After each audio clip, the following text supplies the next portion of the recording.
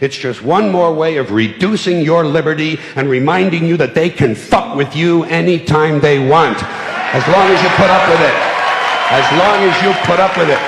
Which means, of course, anytime they want. Because that's what Americans do now. They're always willing to trade away a little of their freedom in exchange for the feeling, the illusion of security. What we have now is a completely neurotic population obsessed with security and safety and crime and drugs and cleanliness and hygiene and germs. There's another thing. Germs. Where did this sudden fear of germs come from?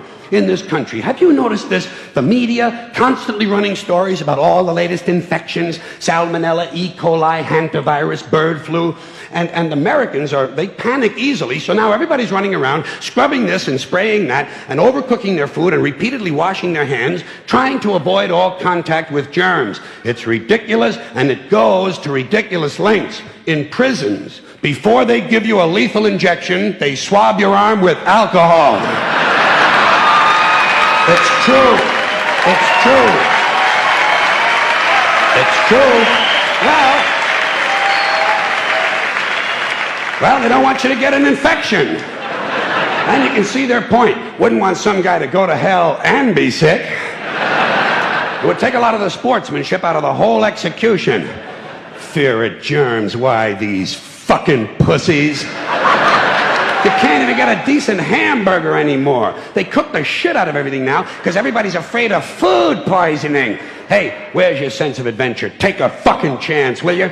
You know how many people die in this country from food poisoning every year? 9,000. That's all. It's a minor risk. Take a fucking chance, bunch of goddamn pussies. Besides, what do you think you have an immune system for? It's for killing germs. But it needs practice. It needs germs to practice on. So listen. If you kill all the germs around you and live a completely sterile life, then when germs do come along, you're not going to be prepared. And never mind ordinary germs, what are you going to do when some super virus comes along that turns your vital organs into liquid shit? I'll tell you what you're going to do. You're going to get sick, you're going to die, and you're going to deserve it because you're fucking weak and you got a fucking weak immune system. Now, God damn it. Hey. All right. Let me tell you a true story about immunization, okay? When I was a little boy in New York City in the 1940s, we swam in the Hudson River, and it was filled with raw sewage, okay? We swam in raw sewage, you know, to cool off. And at that time, the big fear was polio. Thousands of kids died from polio every year. But you know something? In my neighborhood, no one ever got polio. No one, ever. You know why? Because we swam in raw sewage. It strengthened our immune systems. The polio never had a prayer. We were tempered in raw shit. So personally, I never take any special precautions against germs. I don't shy away from people who sneeze and cough. I don't wipe off the telephone. I don't cover the toilet seat. And if I drop food on the floor, I pick it up and eat it. I eat it. Yes, I do. Even if I'm at a sidewalk cafe in Calcutta, the poor section, on New Year's morning during a soccer riot. And you know something? In spite of all that so-called risky behavior, I never get infections. I don't get them. I don't get colds. I don't get flu. I don't get headaches. I don't get upset stomachs. And you know why? Because I got a good, strong immune system, and it gets a lot of practice. My immune system is equipped with the biological equivalent of fully automatic military assault rifles with night vision and laser scopes. And we have recently acquired phosphorus grenades, cluster bombs, and anti-personnel fragmentation mines. So, when my white blood cells are on patrol, reconnoitering my bloodstream, seeking out strangers and other undesirables, if they see any suspicious-looking germs of any kind, they don't fuck around. They whip out the weapons, they wax the motherfucker, and deposit the unlucky fellow directly into my colon. Into my colon. There's no nonsense. There's no Miranda warning. There's none of that 3 strikes and you're out shit. First defense, bam, into the colon you go. Yeah, sure. Yeah, hey. Oh. And speaking of my colon, I want you to know I don't automatically wash my hands every time I go to the bathroom, okay? Can you deal with that? Sometimes I do, sometimes I don't. You know when I wash my hands? When I shit on them. That's the only time. And you know how often that happens? Tops. 2-3 times a week. Tops. Maybe a little more frequently over the holidays. You know what I mean? And I'll tell you something else, my well-scrubbed friends. You don't always need a shower every day. Did you know that? It's overkill. Unless you work out or work outdoors or for some reason come in intimate contact with huge amounts of filth and garbage every day, you don't always need a shower. All you really need to do is to wash the 4 key areas.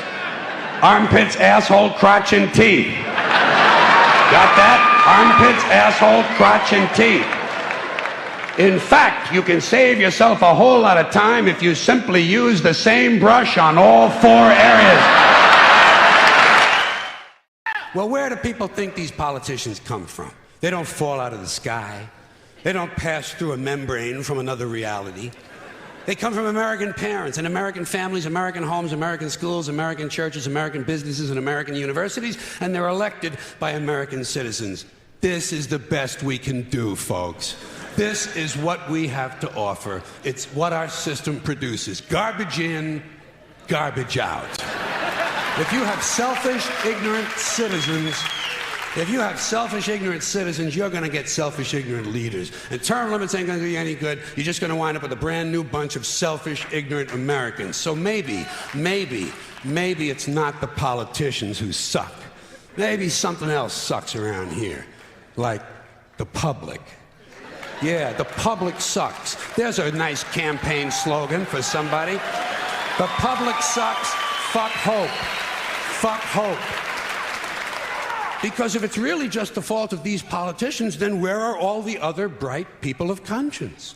Where are all the bright, honest, intelligent Americans ready to step in and save the nation and lead the way? We don't have people like that in this country. Everybody's at the mall, scratching his ass, picking his nose, taking his credit card out of his fanny pack and buying a pair of sneakers with lights in them.